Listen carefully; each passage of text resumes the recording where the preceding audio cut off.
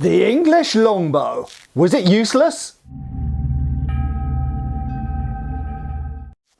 Well, of course it wasn't. It achieved lots of things, but recently on the Art of Gambargain page on Facebook, which I'll put a link to below, if you don't already follow that page, you really should, because it's absolutely awesome. Historical artwork with some humour and other things mixed in, and you might learn something on there as well. But there's been a lot of mocking of English archers, because of course there's this mythology around English archers that kind of makes out, you know, they're the medieval machine guns mowing down French knights, which of course they weren't. But there is a contrary myth, and it's become really annoying to kind of say that medieval archers were kind of useless because arrows don't go through plate armour, so that means they weren't useful. So were medieval English archers actually useless because arrows don't very often go through plate armour?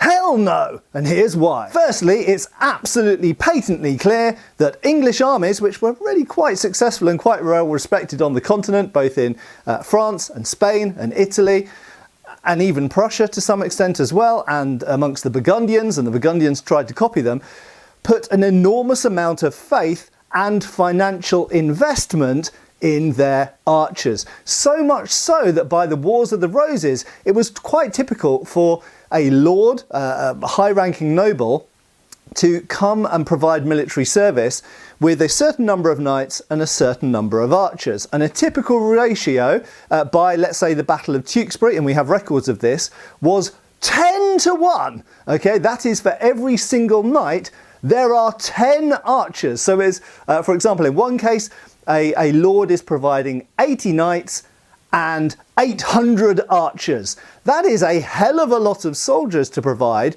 if they weren't useful in some way. And in fact, of course, we know from the Wars of the Roses that they were extremely useful, and they kind of cancelled each other out to some extent because they were shooting at each other. But the fact is that right the way through the 100 Years' War and into the Wars of the Roses and the various other wars of this period, it was very typical for English armies to field between 5 and 10 times as many archers as knights. So English armies very clearly thought that they were pretty important and pretty effective. And of course, they produced somehow, mysteriously, they produced some pretty awesome results. Now, the second reason why I would say that English archers were absolutely freaking awesome and very effective and highly respected in Europe is because very clearly the enemies, and in some cases allies, of the English armies also thought they were pretty freaking awesome. So much so that Marshal Boucicaut developed an entire strategy for the Battle of Agincourt, which didn't work out very clearly, to nullify the effect of the English archers. He produced a body, I believe, of about 800 cavalry. They were supposed to do a pincer movement and kind of attack the archers as quickly as possible, steamroller through them, and therefore nullify the effect of the archers while the French infantry advanced, the so-called Somme plan. But it didn't work very clearly because Agincourt was a crushing, like massive defeat for the French army. And I'm not going to say entirely because of archers and arrows, because there was a lot of hand-to-hand fighting and English knights were very effective as well. But Marshal Boucicaut clearly thought that the English archers were of grave concern, so much so that he developed a very specific plan to deal with them. Moreover, the so-called Second Agincourt, about a decade later, the Battle of Verneuil. Now, a lot of people point out that at the Battle of Verneuil, the Italian chivalry, the Italian heavy cavalry with their barded warhorses and their arrow-proof armour steamrolled through the English archers. And indeed, they did, for numerous reasons. I'll point out, however, that the Battle of Verneuil was another crushing defeat for the French, largely thanks to English knights, who first of all drove off the French knights, who incidentally were more numerous, and then defeated the Scottish, who were also fighting with the French in that particular battle. So the English won anyway, but maybe not thanks in that case to the archers. But just stop and think for a second. Those Italian knights, yes, they had arrow-proof armour, probably hardened steel, relatively high carbon, let's say medium carbon steel, and they had barded horses.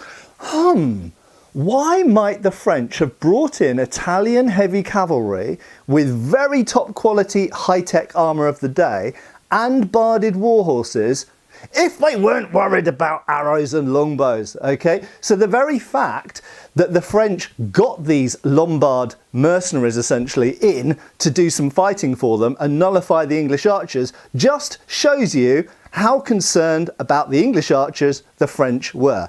You don't just go recruiting Italian knights for any old reason, for the hell of it.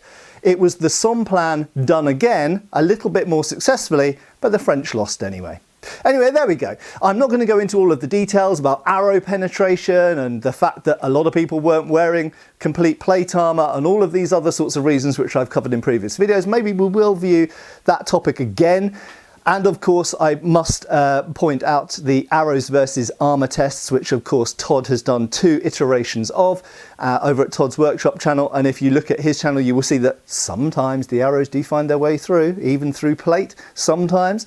And all of those mentions from Fossa about the Battle of Poitiers and the French knights being scared about the arrows potentially piercing their visors and blah, blah, blah. All of that minutiae apart, let's just remember, number one, relatively successful English armies did recruit vast numbers of archers, presumably for very good reasons. And yes, they did also engage in hand-to-hand combat as well, so that's also important.